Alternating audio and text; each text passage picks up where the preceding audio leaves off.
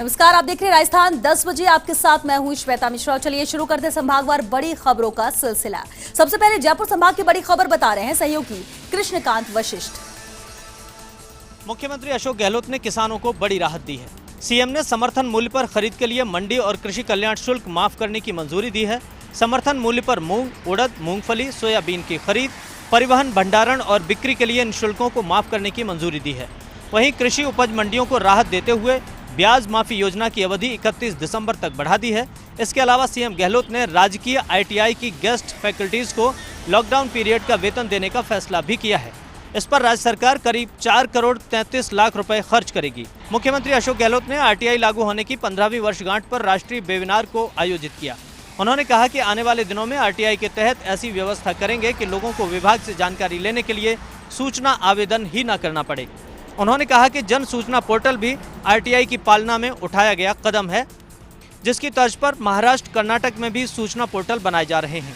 इसके लिए इन राज्यों के अधिकारी राजस्थान के अधिकारियों से बात कर रहे हैं और ये प्रदेश के लिए गर्व की बात है। अजमेर संभाग की बड़ी खबर बता रहे हैं सहयोगी कौशल जैन। त्योहारी सीजन से पूर्व सरकार हुई लोगों के स्वास्थ्य को लेकर गंभीर। शुरू हुआ शुद्ध के लिए युद्ध अभियान।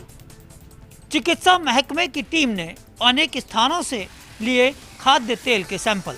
त्योहारी सीजन से पूर्व लोगों के स्वास्थ्य से खिलवाड़ करने वाले मिलावटखोरों के खिलाफ सरकार ने आज से शुद्ध के लिए युद्ध अभियान का आगाज किया है। इसी के चलते संभाग भर में अनेक स्थानों पर मुख्य चिकित्सा एवं स्वास्थ्य अधिकारियों की निगरानी में कार्यवाही अंजाम दी गई। बाजारों में पहुंची स्वास्थ्य महकमे की टीम ने अनेक स्थानों पर खाद्य तेलों के सैंपल लिए, तो वहीं दुकानों में रखी मिठाइयों की शुद्धता और उनके उपयोग की तारीख पर भी विशेष निगरानी रखी। अजमेर संभाग मुख्यालय पर यह कार्यवाही मुख्य चिकित्सा एवं स्वास्थ्य अधिकारी डॉक्टर के सोनी की मौजूदगी में हुई। देर शाम तक जारी रही। कार्यवाही को लेकर खोमचे वाले और मिठाई विक्रेताओं में खासा हड़कंप मचा रहा। सरकार की गंभीरता और अधिकारियों की मुस्तैदी ने अभियान को पहले दिन दी सफलता। अब देखना यह है कि गंभीरता और मुस्तैदी कितने दिन तक रहती है कायम लोगों के स्वास्थ्य को लेकर। संवाददाता राजीव गौड़ बता रहे हैं जोधपुर संभाग की बड़ी खबर। जोधपुर के चपासनी हाउसिंग बोर्ड इलाके में एक युवक द्वारा पड़ोसी का मकान फांदकर घर में जाकर नाबालिग बालिका के साथ में छेड़छाड़ का सनसनीखेज मामला सामने आया है। मामले की जानकारी मिलने के साथ बाल कल्याण समिति के अध्यक्ष धनपत गुर्जर ने संबंधित पुलिस थाने में बातचीत करके मुकदमा दर्ज कराने में मदद की। तो वहीं दूसरी ओर इस पूरे मामले को जब फर्स्ट इंडिया न्यूज ने प्राथमिकता से उठाया तो राजस्थान राज्य बाल संरक्षण आयोग की अध्यक्ष संगीता बेनीवाल ने इसे संज्ञान लिया और पुलिस अधिकारियों से इससे डिटेल मांगी है। जिस तरीके से सीएसपी थाना प्रभारी लिखमाराम ने जानकारी दी है, उसके अनुसार उत्तर प्रदेश के रहने वाले प्रदीप पटेल ने अपने पड़ोस में जिस तरीके से दीवार फांद करके जाकर के बालिका के साथ छेड़छाड़ किए, जैसे ही आसपास बालिका चिल्लाई कि आसपास के लोग इकट्ठा हो गए और उसके बाद उसको पुलिस को सौंप दिया। पुलिस इस मामले में पड़ताल कर रही है। एसीपी मनोरम गर्ग इस पूरे मामले को लेकर के गंभीरता से पड़ताल कर रहे हैं।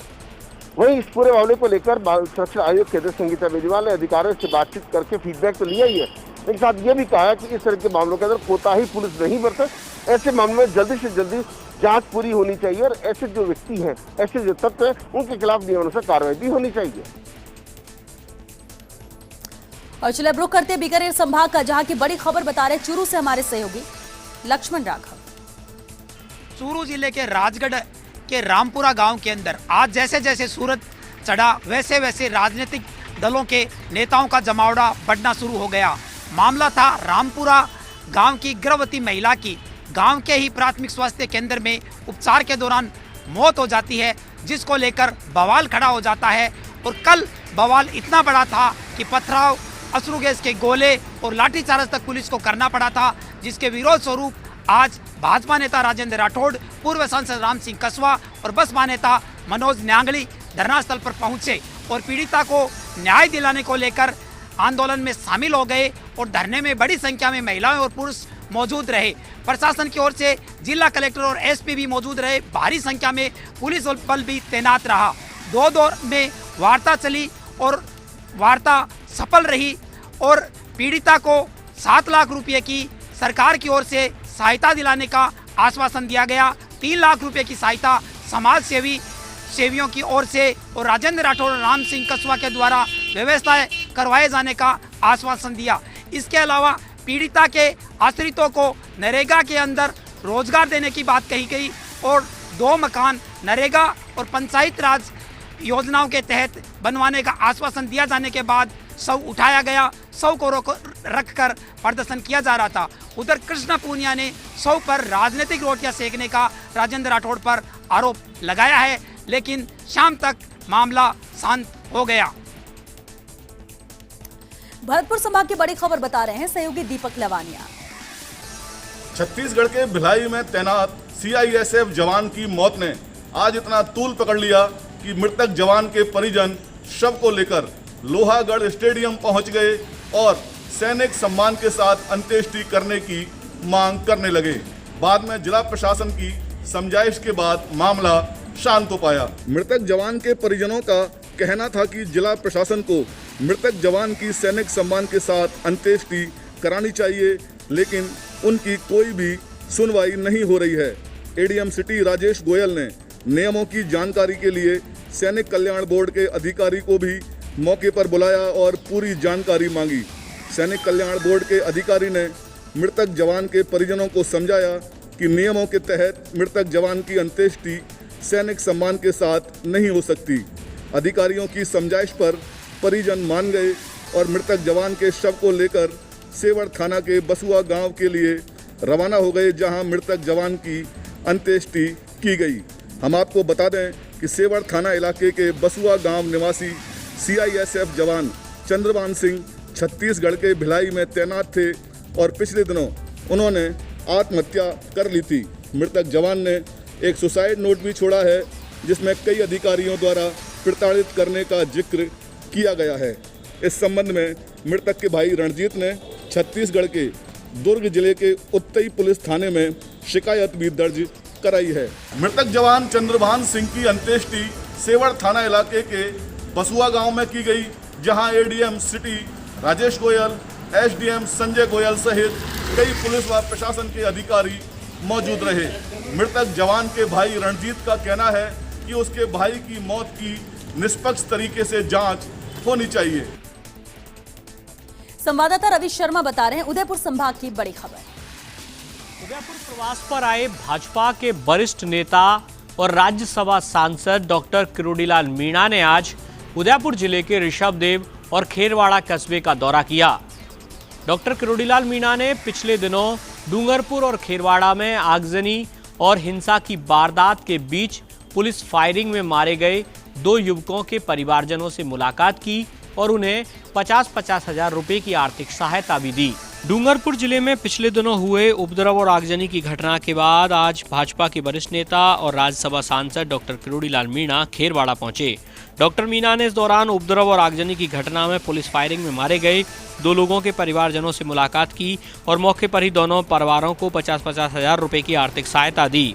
इसके बाद डॉक्टर किरोड़ीलाल मीणा खेरवाड़ा थाने पहुंचे और उपद्रव के मामले में पुलिस द्वारा गिरफ्तार किए गए लोगों से मिले। डॉक्टर मीणा ने खेरवाड़ा थाने पर ही एक ही बैरक में 16 लोगों को रखे जाने पर पुलिस अधिकारियों से सवाल किए और कोरोना संक्रमण के इस दौर में गिरफ्तार लोगों को ऐसे रखे जाने को अफसोसजनक बताया। डॉक्टर किरोड़ीलाल मीणा खेरवाड़ा से फिर कांकरी डोंगरी के लिए रवाना हुए, जहां पर पिछले दिनों आदिवासी अभ्यर्थियों ने महापड़ाव लगाया था। इसके बाद डॉक्टर किरोड़ीलाल मीणा खेरवाड़ा थाने पर पहुंचे, जहां पर पुलिस द्वारा उपद्रव और आगजनी की घटना में पकड़े गए युवकों को एक बैरक में 16 से ज्यादा लोगों को रखे जाने के बाद डॉक्टर किरोड़ीलाल मीणा ने थानाधिकारी और अन्य पुलिस के अधिकारियों से इस पूरे मामले को लेकर बातचीत की और सवाल भी खड़े किए कि कोरोना के इस दौर में एक साथ इतने लोगों को एक बैरक में रखने का औचित्य क्या है। और कोटा संभाग की बड़ी खबर बता रहे हैं सहयोगी सचिन ओझा। तेजी से उजड़ती जा रही है कोटा के उत्पुरिया गांव में बसी प्रवासी मेहमान पक्षी पेंटेड स्टोर्क यानी जांगिल पक्षी की बस्तियां।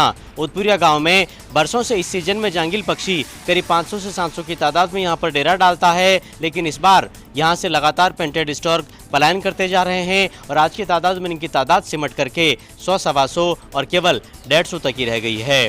ऐसे में पक्षी प्रेमी इस बात की मांग कर रहे हैं कि उत्तपुरिया गांव के तालाब को पक्षी विहार घोषित किया जाए और इसे संरक्षण की श्रेणी में लेकर के यहाँ पेंटेड स्टोर के अनुकूल प्रकृति और पर्यावरण को विकसित किया जाए। संकटासन श्रेणी के पक्षी पेंटेड स्टोर को हिंदी में जांगिल पक्षी के अलावा चित्रित सारस, चित्रबलाग और कटसारंग के नामों से भी जाना जाता है और ये पक्षी खासकर अपने शर्मीले स्वभाव के अलावा अपनी खास तरह की चोंच और अपनी खूबसूरती को लेकर के पर्यटकों के लिए आकर्षण का केंद्र रहता है। कोटा के उत्तपुरिया गांव का तालाब वर्षों से पेंटेड स्टोर को आकर्षित करता रहा है, लेकिन पर्याप्त संभावनाओं के बावजूद भी उत्तपुरिया गांव के पर्यटन गांव के रूप में विकसित नहीं किए जाने की कसक मन में ही रह गई है और अब तेजी से यहां से जांगिल पक्षी की बस्तियां उजड़ती जा रही है। चलिए, बहुत शुक्रिया आप सभी का संभागवार खबरें हम तक पहुंचाने के लिए।